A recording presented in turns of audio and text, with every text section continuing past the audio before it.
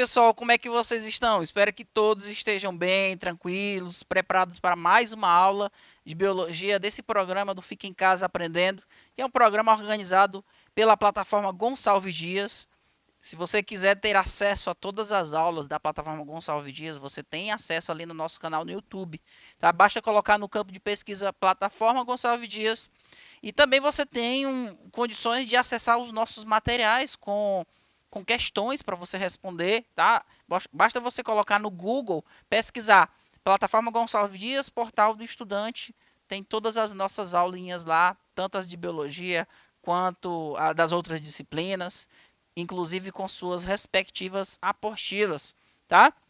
Se você também quiser nos seguir nas nossas redes sociais, basta colocar no Instagram, arroba plataforma Gonçalves Dias também. Lá são postadas diversas dicas de vestibular, de Enem, falando sobre o novo ensino médio, ok? E hoje, pessoal, na nossa aula de biologia, a gente vai estudar um pouquinho sobre as anomalias congênitas.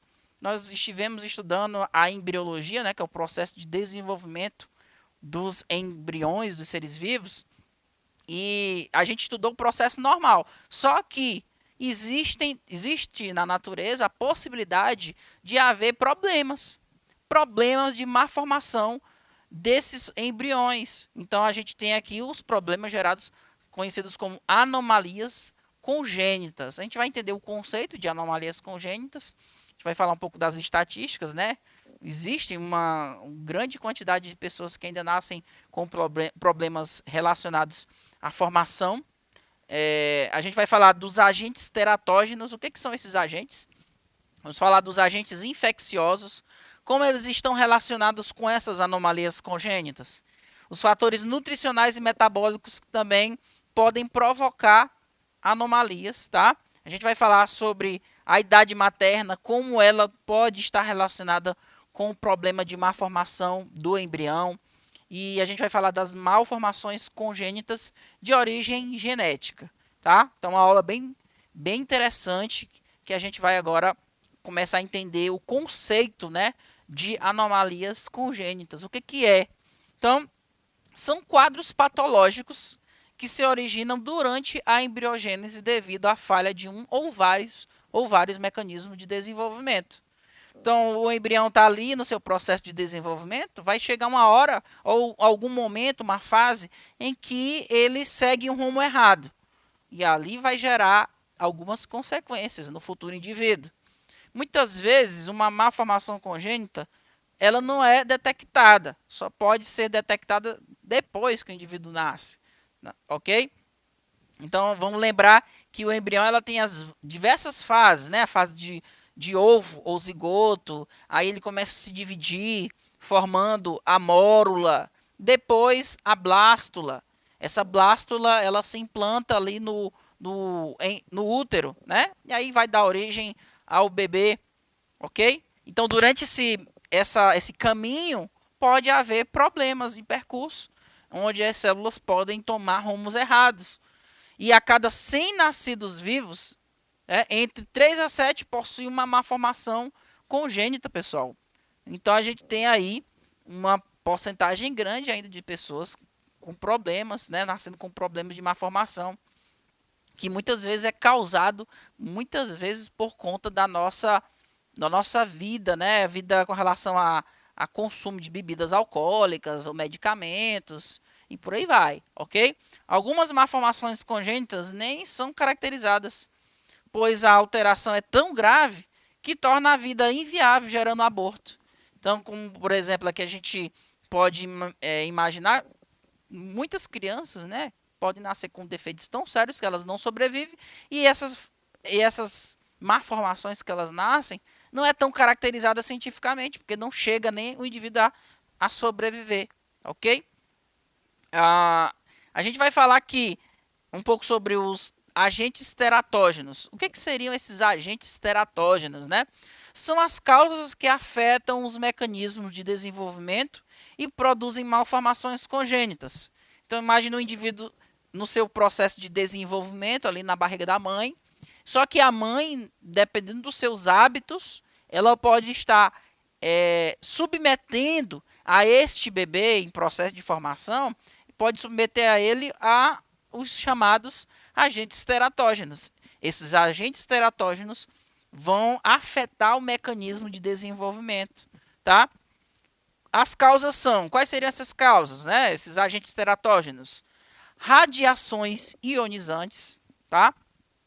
O que são radiações? Radiação é toda e qualquer propagação de energia do espaço, sem haver um meio de propagação. Por exemplo, a luz é uma radiação, o calor é um tipo de radiação. Só que no caso da luz e do calor, não são radiações que produzem íons, ou seja, que arrancam elétrons dos elementos químicos. Então, as radiações ionizantes, que são aquelas que arrancam elétrons das moléculas, dos átomos, elas provocam essas malformações. Exemplo de radiações ionizantes: raio-x, tá? O raio-x que é produzido pelo exame do raio-x, ok? Por isso que mulheres grávidas elas não podem fazer exame de raio-x. O raio-x que é produzido no exame de tomografia, tá? A tomografia é um exame que utiliza radiação X, tá? E é altamente nocivo para a saúde do bebê. Então, são radiações ionizantes. Outro tipo de radiação ionizante é a radiação que é produzida por elementos radioativos, tá? Elas também provocam problemas de malformação congênita. Outras causas, né? Outros agentes teratógenos, a gente pode citar substâncias químicas, tá? Álcool, a gente pode citar medicamentos. Alguns medicamentos eles podem gerar defeitos de formação do bebê. Agentes infecciosos, como por exemplo, vírus, ok? O vírus da rubéola é um vírus que é considerado um agente infeccioso que pode provocar defeito de formação congênita. Fatores nutricionais também estão relacionados com as malformações congênitas, né? Fatores nutricionais ou metabólicos. Nós vamos falar deles.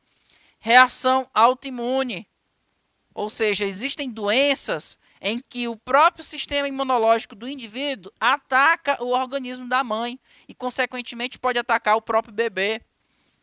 Nós temos também fatores vinculados ao aumento da idade materna. Mulheres mais velhas, elas têm um maior risco de ter filhos com defeitos de malformação congênita, e a gente vai falar disso, tá?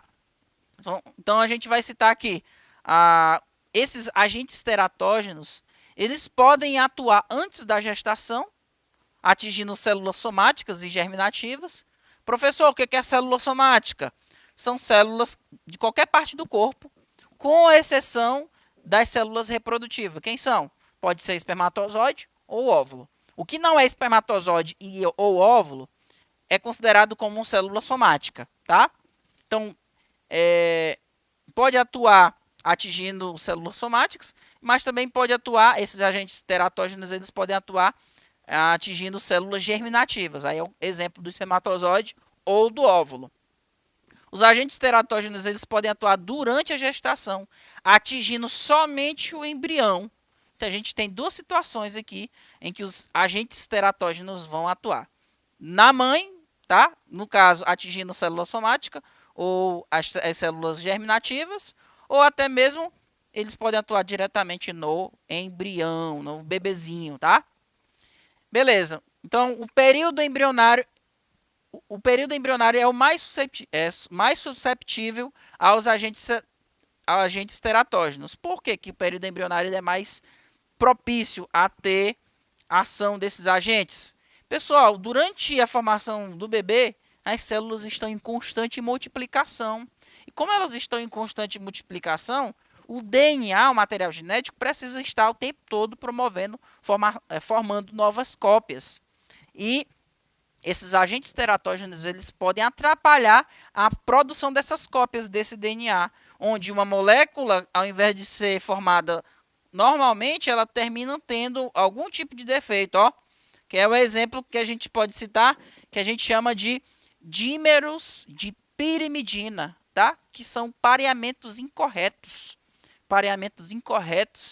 entre as bases nitrogenadas que estão ali na fita de DNA, tá certo? Então, por isso que durante o período embrionário é mais provável, é mais possível desses agentes teratógenos atrapalhar o desenvolvimento, ok? Nós temos também, no caso dos agentes teratógenos considerados como substâncias químicas, a gente vai estar explicando para vocês, mencionando quais são eles, né? A gente pode citar a talidomida, tá? Que é um medicamento sedativo proibido para ser administrado em grávidas. Iodeto de potássio ou iodo radioativo, esse componente químico aqui, ele vai provocar o cretinismo. Cretinismo é o quê? O desenvolvimento anormal. Por exemplo, as pessoas que nascem com cretinismo, elas têm uma certa, como é que eu posso dizer assim, uma deficiência psíquica, tá? Deficiência psíquica. Então o indivíduo vai ter o cretinismo induzido por medicamentos para tratar problemas da tireoide, tá? Outras substâncias químicas também que são consideradas de agentes teratógenos, a gente pode citar os corticoides, que causam fenda palatina em ratos, por exemplo. Existem experimentos, esses experimentos que são feitos em animais são justamente para saber como que esses medicamentos eles podem afetar os seres humanos, tá? E você pode até achar que é ruim, que é maldade, mas infelizmente, na hora de se testar um medicamento, esse medicamento tem que ser testado primeiramente em cobaias, tá? Isso faz parte da ciência. Nós temos a tolbutamida, tá? Para diabetes mellitus do tipo 2, é um medicamento que provoca malformações em animais de laboratórios, ok? A gente também tem a tetraciclina, que provoca malformações ósseas e defeitos nos dentes. A varfarina, ok? Que causa hidrocefalia e defeitos ósseos. O que é hidrocefalia? Um acúmulo de líquido no encéfalo, na cabeça do indivíduo, tá? Nós temos também as anfetaminas, que provocam malformações cardíacas, esses problemas de formação do coração, fenda palatina. O que é a fenda palatina? O palato, que é o céu da boca, ela vai ter uma fenda, tá? E lábio leporina, porque o indivíduo ele pode ter a criança ela pode nascer com um buraquinho ali no céu da boca, tá? Aí vai ser só a fenda palatina, mas ela pode ter a fenda palatina aumentada até atingir aqui a região da parte superior aqui do lábio. Então vai ter o lábio leporino, ok? A gente vai já mostrar para vocês aqui algumas dessas imagens, tá? A cocaína, que são drogas, né? A heroína e o tabaco, elas provocam retardo mental. Então, mulheres grávidas que são usuárias, elas podem gerar nos seus bebês retardo mental, pouco desenvolvimento físico, malformações faciais, diminuição do peso da criança. E aí essas são algumas das consequências, tá? Quando eu falei de hidrocefalia, é justamente esse acúmulo de líquido no encéfalo, tá? Um líquido cefalorraquidiano. É um líquidozinho, é um líquido cefalorraquidiano. Um líquido que tem dentro que vai proteger o encéfalo. Ele pode ser acumulado, né, excessivamente. O corpo, ao invés de reabsorvê-lo, ele produz mais do que ele reabsorve. Então, ele pode ter esse acúmulo aqui, tá? Esse aqui é o lábio leporino, é a fenda que vai ter aqui na parte superior do lábio. E aqui, quando o indivíduo tem apenas a fenda palatina, tá? Que é justamente essa fenda que tem no céu da boca, que é chamado de palato, tá? A gente tem também os agentes infecciosos que provocam essas malformações congênitas, que são, por exemplo, vírus, tá? É o caso do citomegalovírus. Então, com a mãe, a infecção é assintomática, mas para o feto causará microcefalia, retardo mental, reticoroidite e hepatoesplenomegalia. Professor, que nomes difíceis, né? Então vamos lá. Microcefalia. O indivíduo ele tem um encéfalo reduzido, tá? O que seria o retardo mental? O desenvolvimento anormal da psique humana, ou seja, o indivíduo ele vai ter o desenvolvimento desacelerado, tá? desenvolvimento mental desacelerado.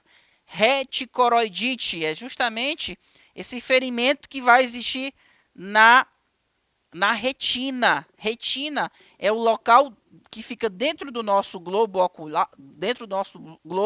ocular, onde se formam as imagens. E é lá onde essas imagens são percebidas. Então eu posso ter lesões na retina, tá? E o que seria a hepatoesplenomegalia? Vamos lá. Hepato vem de fígado.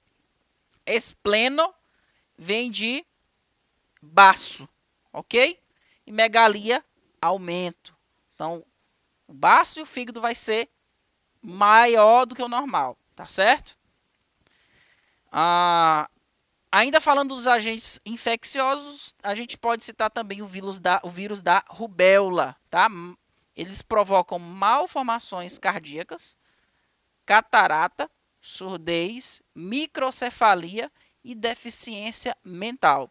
Se ocorrer a infecção no primeiro mês de gravidez, o indivíduo ele tem 50% de chance de ser salvo, tá? Então, por isso que existe, por exemplo, a vacina contra a rubéola, justamente para proteger a mãe contra infecções provocadas por esse vírus, que na mãe ele vai ser, ela vai ser assintomática, mas ele vai provocar esses defeitos aí de malformação congênita na criança, tá? O HIV ele pode levar a malformações congênitas, tais como o lábio leporino, microcefalia e defeitos cranianos. Tá, pessoal?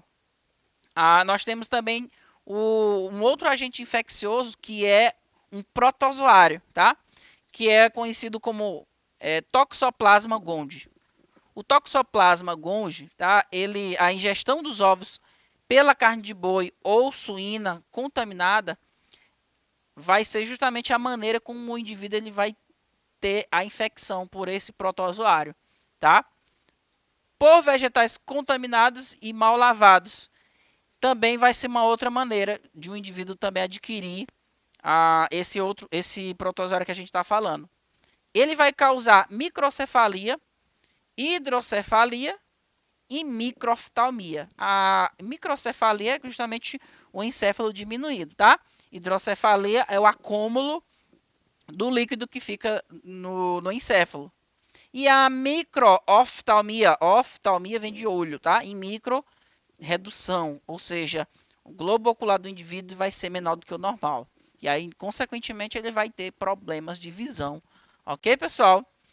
Agora, além desses agentes teratógenos, né, os agentes que causam essas malformações, a gente pode citar também os fatores nutricionais metabólicos, ou seja, atos ou hábitos do indivíduo que geram também, vai gerar esses defeitos congênitos. Sabe, quando a mulher está grávida, o médico ele receita para ela vitamina B9 ou ácido fólico. Por quê? Ele vai impedir malformações da coluna, da medula espinhal, tá? A carência dessa vitamina, ela pode levar à malformação do tubo neural, pessoal. Então, a gente, por exemplo, tem o caso da espinha bífida, ó. Durante a formação do embrião, esse tubo neural aqui, ele vai se fechando, ó. Ele forma um tubo e tem que se fechar completamente. Se tiver falta de vitamina B9, pode não se fechar completamente. E na região onde não se fecha, vai gerar o que a gente chama de espinha bífida. E aí a criancinha ela pode nascer com esse defeito aqui, tá? Então, os órgãos que ficam logo abaixo aqui podem ser afetados, o funcionamento dele. A falta do consumo do iodo, ela pode levar também ao cretinismo, que é um defeito ali de nascimento, tá? Que é justamente isso que eu comentei no início da nossa aula. A idade também ela está relacionada com problemas de malformação. Por quê? A idade, quando a mulher ela nasce, ela já nasce com todos os seus óvulos prontos. Então, conforme ela vai ficando mais velha, esses óvulos também eles vão ficando mais velhos. Enquanto maior a idade, mais perigoso vai ser no momento da formação desses óvulos. Por quê? Podem acontecer o que a gente chama de não disjunção cromossômica, que é quando os cromossomos não se separam de maneira correta. Então, pode acontecer de uma célula ficar faltando cromossomo e de outras células ter cromossomos a mais, e isso vai gerar defeitos congênitos. Eu espero que vocês tenham entendido e aguardo vocês na próxima aula. Tchau, tchau.